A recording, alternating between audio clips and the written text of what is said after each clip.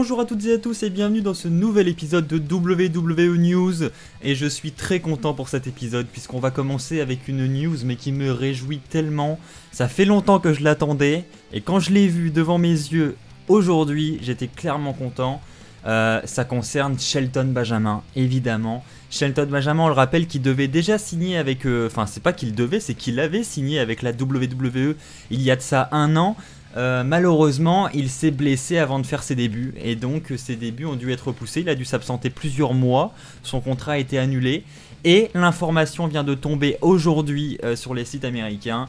C'est d'après le PW Insider. Shelton Benjamin a signé un nouveau contrat avec la WWE. Alors pour combien de temps, on n'a pas les détails du contrat, mais en tout cas c'est une certitude. Il a signé avec la WWE, son retour est donc imminent. Alors est-ce qu'il fera son retour du côté de Raw, est-ce qu'il fera son retour du côté de SmackDown? Nous n'avons aucune information. Mais en tout cas, il va faire son retour dans le roster principal très prochainement. D'un point de vue personnel, j'aimerais bien le voir du côté de SmackDown, je sais pas, ça serait un peu nostalgique. Moi j'ai beaucoup de souvenirs de Shelton Benjamin en tant que champion des États-Unis du côté de SmackDown. Maintenant c'est vrai qu'il a eu une bonne période en tant que champion intercontinental du côté de Raw également. Donc voilà, en tout cas, quoi qu'il arrive, peu importe dans quel roster il sera, j'espère qu'il sera bien utilisé parce que c'est un homme bourré de talent. D'une souplesse incroyable et donc je pense qu'il peut clairement apporter beaucoup à la fédération. C'est quelqu'un qui malheureusement n'a jamais su atteindre le main event. Alors est-ce que ce sera toujours le cas ou est-ce que maintenant ils vont lui faire confiance jusqu'à lui offrir un main event? Je sais pas, SmackDown est le lieu des opportunités, pourquoi pas. Mais je suis peut-être un peu trop rêveur, mais même un run en tant que champion mineur, ça me ferait tellement plaisir. En tout cas, rien que de le revoir aux écrans, ça va me faire plaisir. N'hésitez pas à partager votre avis également sur le cas Shelton Benjamin dans les commentaires. Mais vous l'avez vu, hein, moi je suis très joyeux d'apprendre cette nouvelle aujourd'hui. On va maintenant passer à une news qui est un petit peu plus ancienne, mais il y a eu des petites controverses justement à ce propos, donc je vais en parler au travers de cette vidéo.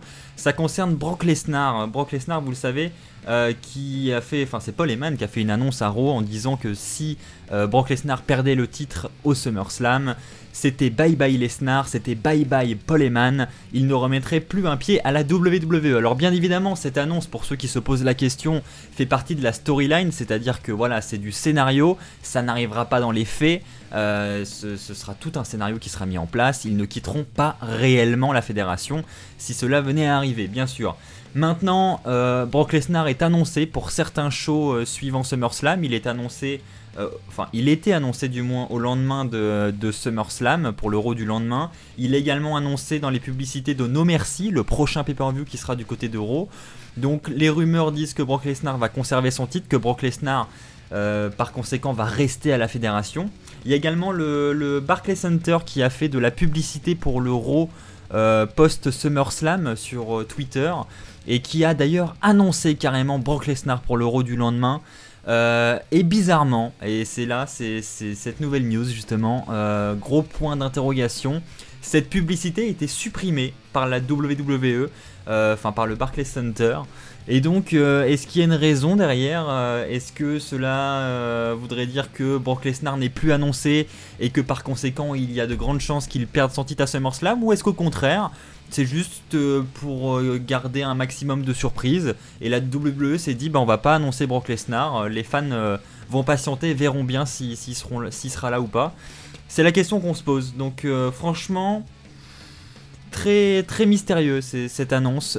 Pour ce qui est de mon avis personnel, moi je pense que Brock Lesnar conservera son titre au SummerSlam et donc je pense qu'il sera là au Raw du lendemain, je pense qu'il sera là à No Mercy. Voilà, pour ce qui est de l'UFC, vous savez qu'il y a également des rumeurs qui disent que Brock Lesnar va retourner à l'UFC avec ses problèmes de consommation illicite, etc. C'est pas si simple. Je ne pense pas que Brock Lesnar sera de retour à l'UFC aussi rapidement. Je ne sais même pas s'il en a l'autorisation actuellement, je ne crois pas. Donc ça risque d'être très compliqué pour lui. Je pense qu'il va rester à la WWE, qu'il va conserver ce titre universel. Vous le savez, en plus Brock Lesnar c'est une grosse tête d'affiche malgré qu'il soit jamais là, malgré que les fans râlent à propos de ça. C'est le personnage le plus populaire actuellement à la fédération, c'est celui qui fait vendre les places. Donc en tant que champion du monde, la WWE ne s'en plaint pas et évidemment elle va vouloir le garder le plus longtemps possible. On va maintenant passer à une news qui concerne Daniel Bryan. Daniel Bryan qui serait apte, en tout cas selon son épouse, à remonter sur les rings. Ce ne serait qu'une question de volonté après tout. C'est ce qu'a révélé Brie Bella dans une interview. Elle aurait dit que Daniel Bryan avait les autorisations de remonter sur les rings, que ce soit à la WWE ou dans d'autres fédérations. Il est apte à catcher. Donc est-ce une question de volonté de Daniel Bryan? Est-ce une question de sécurité aussi? Peut-être qu'il a peur de remonter sur les rings, ce qui se comprend totalement. C'est pas parce que les médecins l'autorisent que c'est sans risque. Donc il peut y avoir une certaine crainte aussi du côté de Daniel Bryan. Donc voilà. Daniel Bryan de retour dans les rings, il faut surtout pas se dire que c'est impossible, car en tout cas il a le feu vert des médecins. Si un jour lui il se dit allez je remonte sur le ring au moins pour un match, et bien il le fera. Donc sachez que Daniel Bryan pour un combat WrestleMania ou même pour des combats plus réguliers, c'est pas quelque chose d'impossible. Donc une news qui devrait réjouir les fans de Daniel Bryan. Personnellement je suis pas un grand fan de Daniel Bryan, donc cette news me fait ni chaud ni froid, mais en tout cas c'est cool pour ses fans et c'est cool pour lui, parce qu'on sait à quel point Daniel Bryan est un passionné de son métier, et c'est toujours très triste pour un lutteur si jeune d'apprendre la terrible nouvelle et de lui dire bon bah désolé, à partir de maintenant tu pourras plus du tout catcher de ta vie. Voilà, c'est assez dur. Donc là, si vraiment il a le feu vert des médecins, je doute qu'il ne remette plus jamais un pied dans les rings de la WWE. On va conclure ce dernier épisode de WWE News avec une annonce concernant SummerSlam. Alors vous l'avez sans doute vu sur les réseaux sociaux. Un nouveau match a été annoncé pour le kick-off de SummerSlam. The Miz, le champion intercontinental, fera équipe avec Curtis Axel et Bo Dallas et ils affronteront Jason Jordan et les Hardys. Alors c'est quelque chose qui a fait vraiment beaucoup polémique sur Twitter notamment, parce que évidemment déjà on a le titre intercontinental, à savoir The Miz, même le champion intercontinental, qui sont en kick-off. Voilà. Le titre ne sera pas défendu au plus gros show de l'été, c'est assez problématique également. Et puis les Hardy Boys aussi qui ont fait leur retour à WrestleMania récemment. On sait qu'il y a eu une grosse pop à leur retour, on sait qu'il y a beaucoup d'engouement en matière générale autour des Hardy Boys. Et ils se retrouvent en kick-off et les fans en font polémique sur Twitter. Donc est-ce que les fans ont raison? Est-ce qu'ils ont tort? À vous de partager votre avis dans les commentaires. Personnellement évidemment je trouve ça dommage de retrouver les Hardys en kick-off. Je trouve encore plus dommage de retrouver The Miz en kick-off.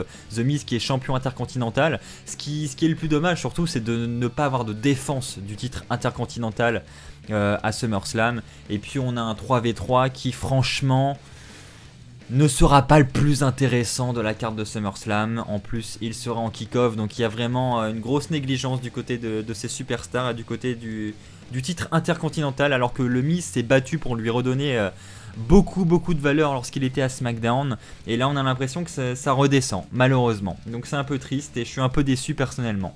Voilà, c'est ainsi que se termine ce nouvel épisode de WWE News, j'espère qu'il vous a plu. Si c'est le cas, n'hésitez pas à mettre un pouce bleu, n'hésitez pas à partager la vidéo sur les réseaux sociaux.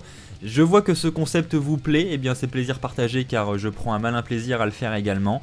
Donc encore un grand merci à vous, on se retrouve très vite pour un nouvel épisode. D'ici là, portez-vous bien et n'oubliez pas, soyez toujours très fiers d'être fan de catch. Allez, bye tout le monde.